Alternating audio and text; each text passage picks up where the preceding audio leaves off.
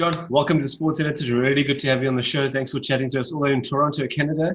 It's really good to have you for your time. Thanks so much, Jon. Jon, your career started off whilst you were at school. And in your beginning years, how did you handle that pressure? Was it, quite interesting for you? Was it a bit tough at times, especially, being like a schoolboy, refereeing, I would say, some important matches? Um, yeah, they were important because they were important for the people they were playing. I don't know how important they were for the bigger rugby public, but you got to start somewhere. So Yeah. I was happy with that soft landing. Um, you're on. I don't know whether it's my character or whether it was my approach, but I often never felt pressure, and I Oh, never felt it in the beginning, and I never felt it, right at the end as well, or when I was at the top of the tree. So. Um, I mean, it's nonsense to say people don't get butterflies or nerves because you get them because because of the burden of responsibility, yeah, because of your own ambition, yeah, because of the unexpected. You prepare well, but you think like something could happen. And it's different for the players because the players obviously get deified by the public and the press, and the referees sometimes get vilified. And also in the referee space, there's no one really to cover for you because you're on your own, whereas in a team environment you miss a tackle, somebody else can cover. You yeah. make a bad decision and then the decision sticks. So I'm probably just lucky that I've got that kind of disposition. um I mean, I think I'm probably poor in other respects, but in that respect I've got some good. Excellent. No, I think you've got a lot of good, and yeah, your name in the rugby world is brilliant. But you were appointed onto the SA panel in 1993, and you served for many years. You did a brilliant job. Was it a bit of sort of be in the moment experience for you when you got that call up onto the SA panel? um you know in those days, I went through the curve of what needed to be done in order to get there. And so I refereed two years in the fourth division, 2 years in the third division, 2 years in Oh, second, and then only in my seventh year did I get to first division club rugby. And then it took a couple of years before I went on an exchange game, and I did well in my exchange games in '92, I think it was. And basically on the back of that, I got I got to be on the panels.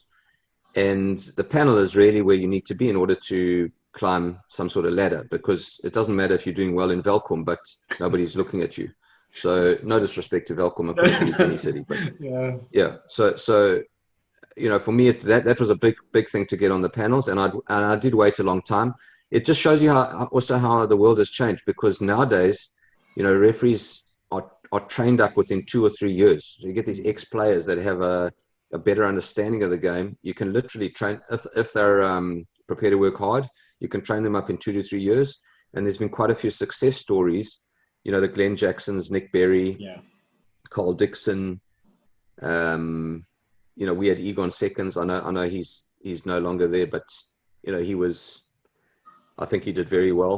Mm. And so that's one of the pathways that the world is going on at the moment. And I think it's a good pathway. I do think that I had to do more to get to the same level because I hadn't played at the highest level. So I had to almost learn on the job, whereas some of these guys already know how the game is played Yeah. at that elite level, and what to look for. So I think that is a good policy. Excellent. Very, very interesting, Jon. Very interesting. But for me, it's always nice when someone has worked their way up. It just, to me, it feels more rewarding in a sense. But I Yes. hear where you're So coming that from. no, totally. So we can just take on to that for a second. So I always said that, and I never had any doubt in my mind that I'd make it.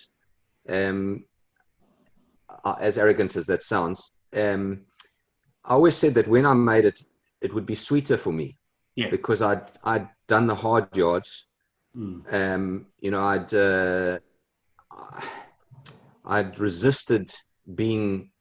Um, I was almost like a square, trying to put a square peg in a round hole, Yeah.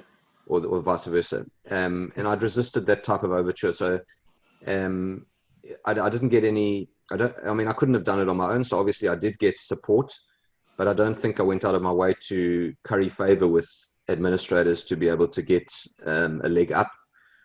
And it was sweeter. I worked hard for it, and when I got it, it was fantastic.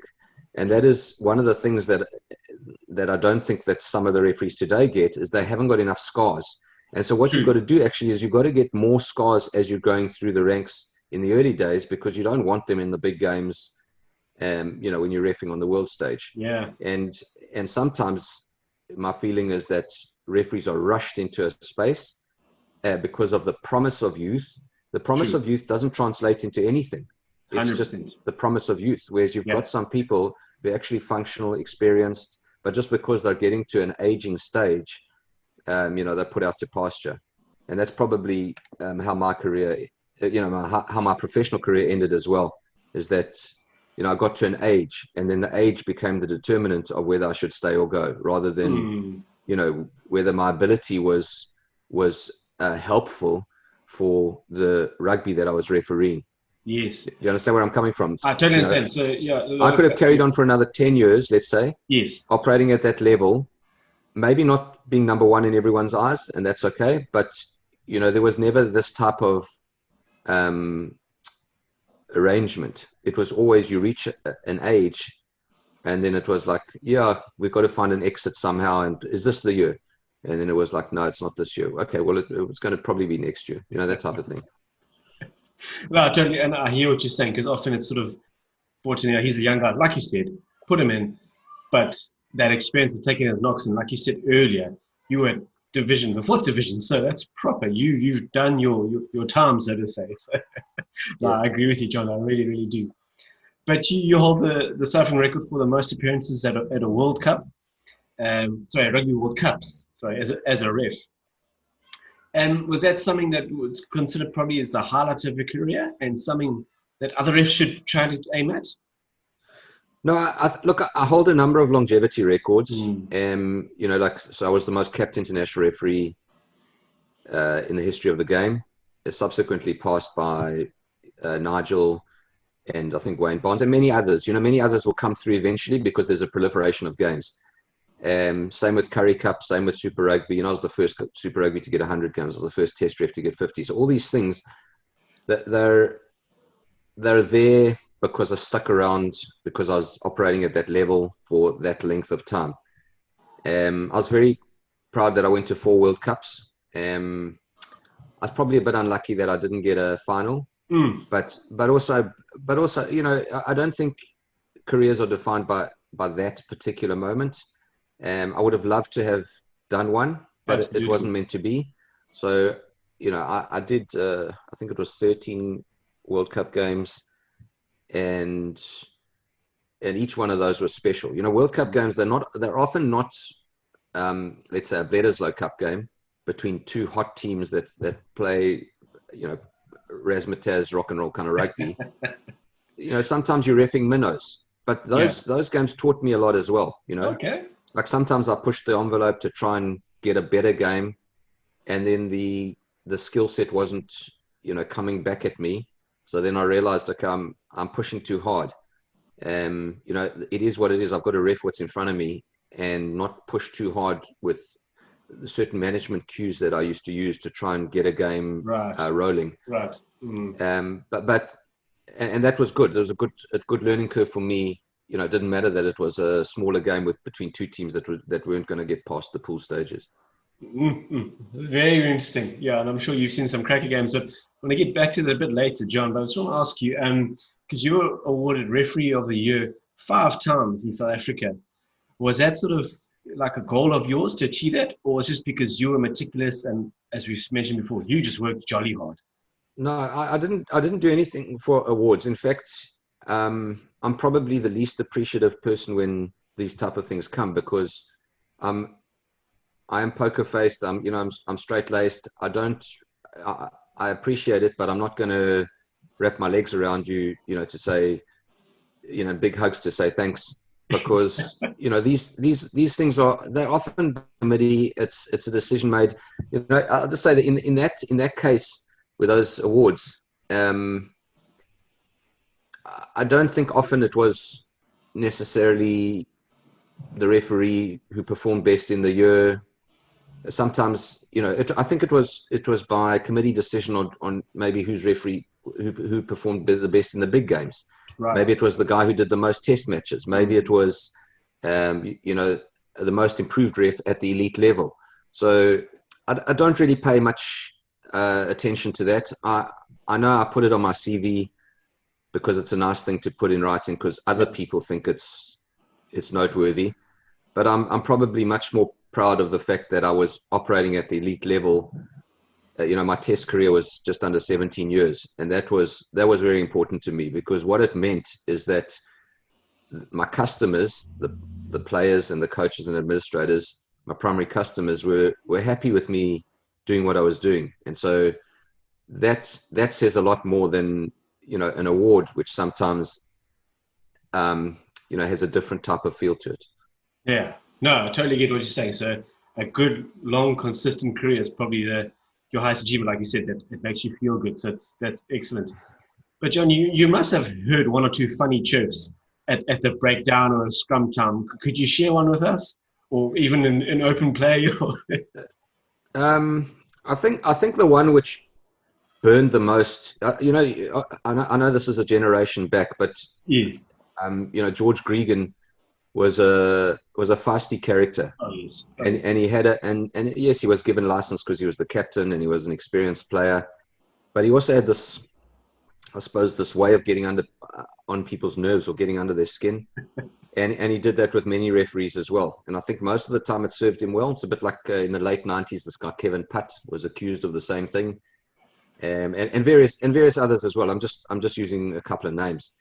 And I think for the most part, these are competitive people that are pushing the envelope to try and get the best for their teams. And I think 80-20 principle. I think for the most part they do actually do well for their teams. There are occasions when it blows up in their face. And the one incident was that I can remember with George in particular was that I was reffing Australia New Zealand in Australia at the Olympic Stadium, and George came, Carlos Spencer went offsides a couple of times, once right under the sticks, and it was, I wasn't certain that it was deliberate. So what they were doing a hard press from the fly half, from the pillar post, and he was offsides twice. So it could be his timing. It could be that he was keen to make a big difference, to make a big hit. It could also be that it was deliberate to shut down the space and not make the Australian backs hit them behind the gain line. So anyway, I made a decision that I was going to give a warning, but George kept shouting at me, yellow card, and I've got a terrible Australian accent. So I said, George, I've got it. Let me make the decision. Anyway, I walked towards, it was Tino Munga, I think, and Carlos Spencer, just to give them the team warning, and to give Carlos Spencer his warning. And George kept at me, and I said, George, I've got it. Please, you've got to leave this. And I did want to make sure that Australia got some purchase out of it because they deserved it. But he didn't let up. He kept going at me. And so I turned the penalty around. And I turned it around because if I didn't turn it around, I would have had trouble for the whole game. Yes. Because I would have lost respect. Yes. I would have lost credibility that I'm allowing him to have a go at me every time he disagrees. Anyway, I still warned Spencer, and New Zealand kicked the ball out on the halfway line, and George comes up to me and gives me a slap on the bum and says, "Okay, Jonathan, I'm calm and rational now." And for the rest of the game, he did his normal thing, but he realized that he had overstepped the mark, and he didn't want me to feel like, and it was just, I suppose it was just a mildly humorous moment in a very hot test match. The final score was 19-18. It was sure. Very well contested, and Australia got over the line, but it could have gone either way. It could have.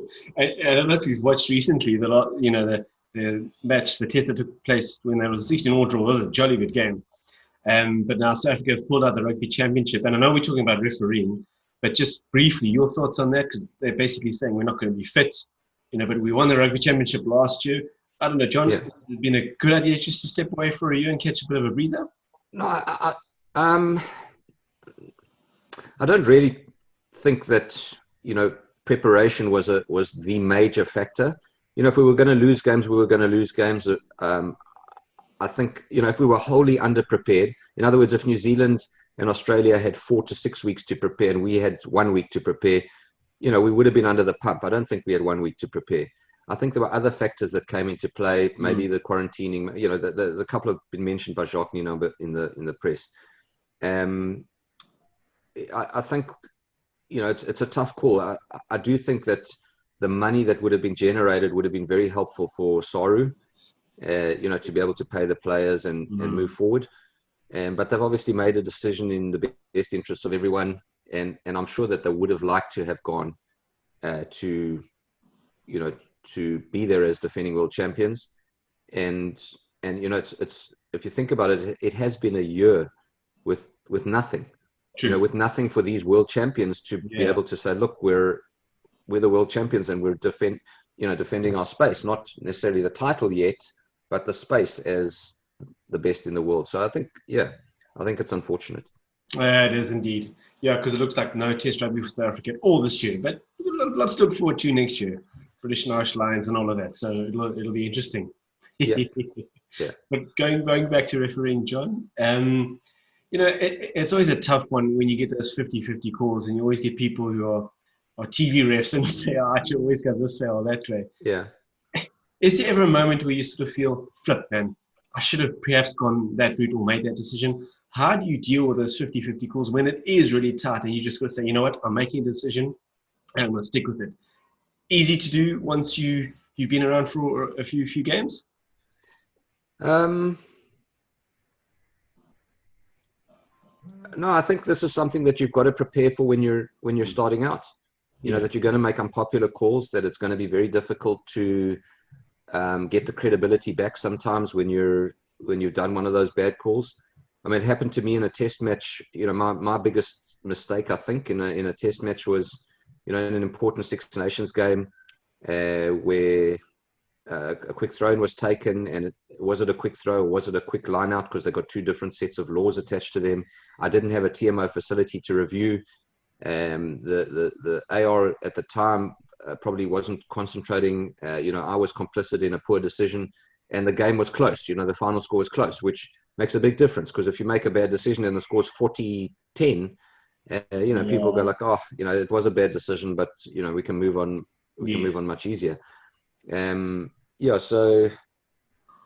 and for 25 minutes, I knew in the second half, I knew that I'd made a bad decision, but I had to stick to my guns, and I had to referee what was in front of me rather than try and correct the mistake that I'd made. And that's got it, and that lives with you. It's like, it's all players make mistakes, and sometimes, like I said, they're covered for by their teammates, and other times not. And in this particular case, I didn't have many blow-ups, but this was one of them, and I was it's something that I wish never had happened. But the truth is that every top referee who was around, perhaps they didn't get around to be around for as long as I was, but around for a sustained period of time, will have moments where they regret things that they did, and the game didn't work out well, I suppose. Yeah. No, that's true. But I think you're a testament to just keep going, because it's going to happen where someone's going to be grumpy with you along the lines, and you've handled it well. So it's awesome. Yeah. Well done. But we talk about possibly the best game you've refed, and you could look at it, I think, two ways: either where everything's gone well for you, or where it's just been a brilliant showcase of rugby skills and talent. Which game really did you think back now and say, wow, that was a great game to ref? So there's 70 to choose from in the test match arena, and probably the best of those was my 7th test between Australia and New Zealand. I loved reffing Bledisloe Cup rugby. Okay. It was, I could only ever ref Australia and New Zealand because I was South African, so in a Tri-Nations environment, there was only one game I could ever do. But I loved reffing, a fast-paced game with a high skill set, where players got on with the game, and they didn't moan. They wanted to affect the result themselves. I think I prepared generally very well for most of them. Often in those games, there was only a 1 point score, score difference between the teams, and so they were good games. But the best of the lot was probably my first one between Australia and New Zealand, where there was quite a dramatic twist at the end of the game, in a game that actually was a very good game of rugby. And I had to make a big, brave decision in New Zealand against New Zealand, well into injury time. And I did it. It was the right decision. Australia ended up winning the game, the mantle of number one team in the world, the Tri Nations trophy and the Bledisloe Cup, based on that decision. So, I think that game sort of catapulted me into a different stratosphere, where people said, okay, this guy can actually handle the very best games that we've got. And then I was given those games from that day onwards. So, I had Ed Morrison on touch for me, which was very helpful and calming, because he was helpful before the game. He was helpful during the game, and then in the aftermath of, what was that decision for, and why did you play so much injury time, that type of thing. Ed was very positive in and around that space as well. Excellent to hear. Very, very good. Because you used the words there, prepare well, John. And, with rugby, the rules seem to change quite a lot, especially, I think, to try and make it a faster game, from what I can understand. How much time does a ref have to sort of get those new rules in, of any changes? Do you have to learn it as soon as it comes up and have it ready to go? Or do they sort of prep you and say, look, here comes a change, make sure you know what's happening? No,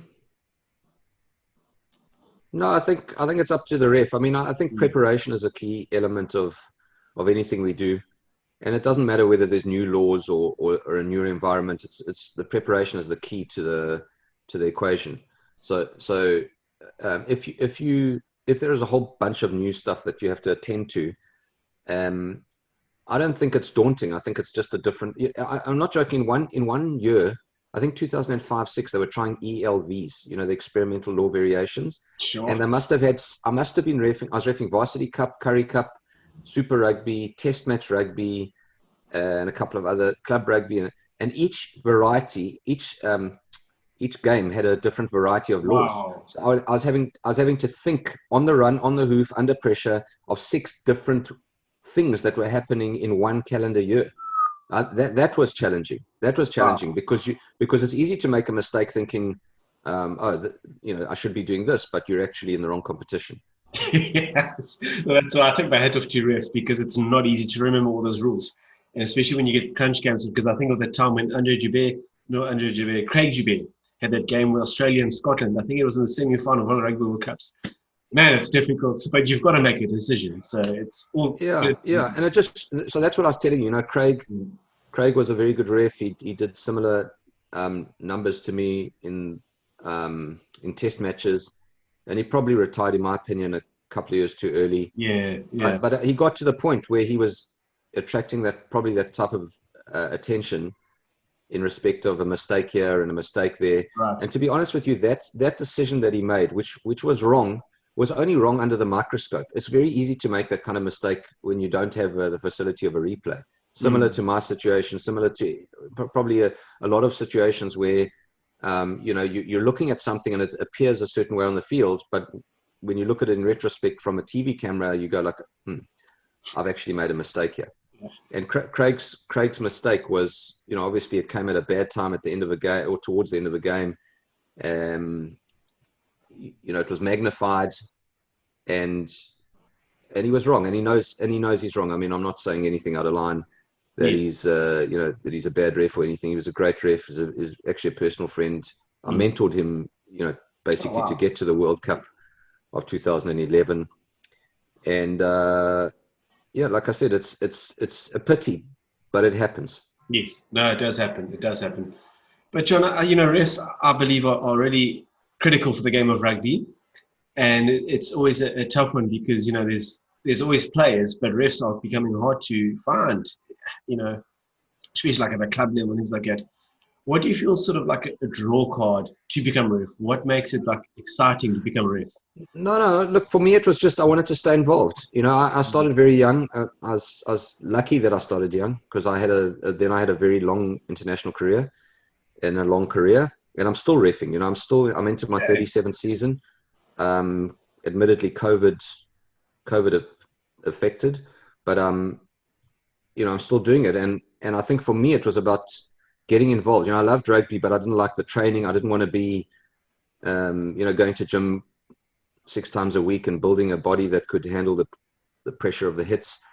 I liked using my head to be able to understand things in and around the game. And, I was a very average player, but I found my niche. And so, and so, then other people recognized that I was good in that space. And so then it made me feel, okay, well, I actually am contributing. I am doing something for the benefit of the game. You've done a lot for the game, John. You never underestimate that. I believe that. That's my opinion. Yeah, thank you. John, so you're also a columnist now. What brought you to engage in that aspect of things? When I finished, I tried to get involved with super sport, and I was rebutted at every turn. And the reason that I thought this was a good space for me is that I can speak reasonably well. I can highlight certain things to the public, the salient points in and around good decisions, bad decisions, grey decisions. And I think that is a space that is sorely needed, even at the time when I retired, which was 7 years ago. But for one or another reason, I wasn't welcomed. I wasn't. They didn't want me. The public wanted me. Like everybody said to me, "Brilliant idea. You need to get into that space." But for whatever reason, Supersport continually blocked me. I mean, I must have tried with them for the better part of 3-4 years. Wow. To get involved and help the South African public to find, to a point of difference. We get rugby programs. Some of them are fun. You joke around with ex-players, and it's nice to see their, I suppose not their rugby side, the softer side of their nature. And I think it was important from a match official perspective, not because we're a boring bunch or we want to be doing things right all the time, but there's a human side to us as well. And we're also a part of the rugby family, and I don't think enough attention was given to that. So I think it's a pity, but it is what it is. I started I didn't start it. Some other dude started and then got me involved in writing for a website called Rate the Ref, which was not really. We weren't really rating the ref, but there was a lot of material. And I remember on weekends, some of the traffic we used to get was in excess of 1 million. People waiting for what was coming. Yeah, it was big traffic. Yeah. So but we couldn't attract a sponsor. And then I thought to myself, I don't want to do this for nothing. Some of my columns were quite hard hitting, and I don't, and I thought maybe it's probably a good time to retract from that. And I wrote for basically all the South African publications, SA Rugby, SA Sports, whatever it was. I wrote for most of the newspapers, and eventually I now write for the Telegraph in London. I've got a good relationship with them. They appreciate my work, and I think I've tried to make sure that the two things I've never said a referee was a bad referee, and I've never said somebody was a bad person. And I think those are the two important things. If somebody makes a bad mistake, I own my bad mistakes. If someone says to me, "Did you do that?" I say, "Yes, I did." It's not the end of the world. You made a mistake. You're a human being. We all make a mistake. You take a wrong turn. You dial the wrong number. These type of things happen. Sometimes it happens on a rugby field. It's unfortunate. It's not something you're proud of, but it happens. Yeah, it does. And sometimes it's very, like I said, it's important in the context of a game, and sometimes it's the same mistake, but less important in the context of the game. So, that's why it's a bit luck of the draw. True. Very, very true. But John, you've also written a couple of books, but the one that I found quite interesting is called Always Believe in Magic. Could you tell us a bit about that? Yeah, so when I retired in my last year, I was thinking, okay, well, I actually don't want my story to be written by anybody else. I want to write my own story. And so I wrote about my career, my challenges, the good times, the bad times, the people I met, the cultures that I found interesting, and a variety of other stories. And the book did very well. It was called Call It Like It Is, and it's I suppose significant because it's really my nature. And then I suppose about a year later, I was involved with UCT Rugby, and we won the Varsity Cup in in a dramatic fashion in one of the, what I believe is the greatest comeback in the history of rugby, bar none, bar no game, where we scored 3 tries in 7 minutes in the final to win a significant competition, which was the Varsity Cup. And it was done, the storyline around it is just simply amazing. So there were 3 of us that wrote. I was pretty keen to make sure that story got out. But I mean, by the way, it's the most number of YouTube hits also in the history of South African sport was in and around that game. Sure. Yeah, now it's well over 200,000, but in those days, I think it was about 160, 170,000 when we wrote the book. Yeah. So then, and I wrote it with Professor Tim Noakes, who's written 3 of the 10 best-selling books ever in South Africa, I think. And I wrote it with a coach, Kevin Musicant. So we wrote it with three different voices. And Kevin's job was to provide the bulk of the material because he was there most of the time. Noakes' voice was to provide the technical expertise in and around how we were able to get over the line, how we transformed a bunch of losers. I'm not saying this, they're not losers as people, not as people, but they were losers on the rugby field, how they were transformed from losers into winners. And then my job was to pull everything together, to introduce, to pull, to sum up, and ultimately to use my experience at the elite level to highlight to the public what was going on. Gee whiz, John, that's brilliant. I think that there's so much more to it. You've given us a great insight there, but I think there's a lot more to it that happens, but it's exciting stuff. And John, as we sort of draw towards an end, you're obviously assisting with rugby there in Canada. Is the love for the game growing? Are they getting more excited about rugby? Or do you think they're going to sort of match, I would say, America in terms of their abilities in Canada? Yeah, I'm actually the director of match officials for MLR, Major League Rugby in North America, which includes there's 1 Canadian team at the moment and 12 American teams, and they play in a competition which I believe I've got full confidence that this competition is growing in the right direction. That rugby in America will be here to stay in the form of this competition at the elite level, and ultimately will be a platform that players can choose to come to compete with the likes of Pro 14 or Super Rugby or whatever it is, because there is a little bit of ammo floating around here, and when the competition gets to a certain level, they'll be able to attract TV rights and commercial interests that elevate the level of the competition. And I just want to say this as well. I had a great desire to contribute to South African rugby. I made it very clear in the last 3 years of my active refereeing career that I wanted to stay involved, that I wanted to contribute, that I wanted to ensure that the next generation of South African referees were adequately equipped to understand the culture that they inherited, and also game nous, game understanding, and using my experience to make them better. And once again, unfortunately, despite my overtures, there was nothing available for me at the time. Yeah. And so it's sad for me, and I think it's sad for South African refs that they never got the opportunity to learn off what in essence I had been paid by them to learn from. So there's obviously a reason why it happened, and I'm not aware of it, but there's a reason why it happened. And now I've ended up here, and I'm going full steam ahead to make sure that I make a difference over here. Yeah, well, I think South Africa's loss is definitely America and Canada's gain, big time. Yeah. Yeah, thank you. You're good at what you do. But John, generally speaking, how is life in Toronto? I hope there's no polar bears running around giving you a hard time. Yeah, it's different, but I'm really a middle-aged guy. I'm 53. I'm 54 in a month's time.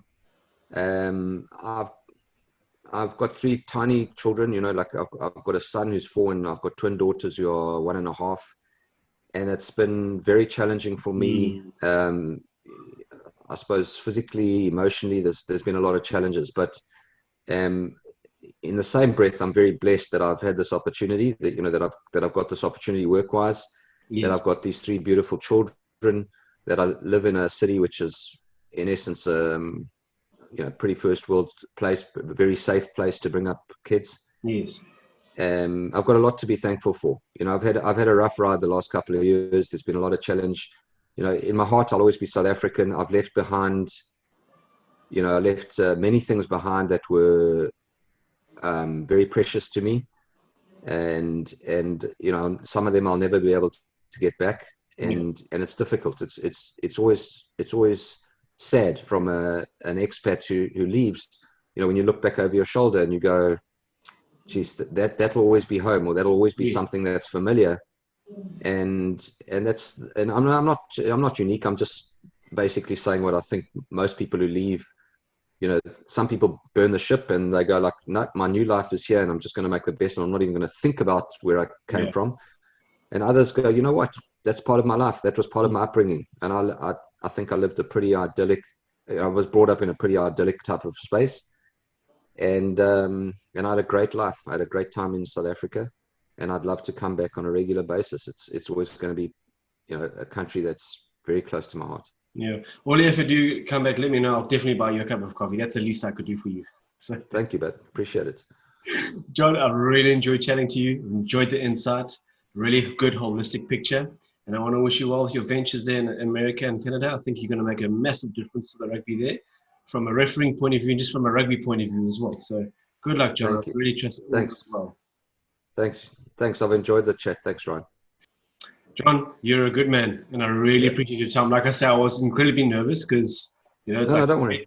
I'm just, as you can see, I'm just a person. At that elite level, I suppose I operated, and there's a persona attached to it, or an aura. But as a person, I'm just, you know, I like to just be almost like Farmer Brown. I'm not really that interested in putting up a front or anything. Okay, Rob, I'm going to go to my next interview, bud. Thanks for your time, man. See you then. Okay. Cheers. Go well. Yeah, bye.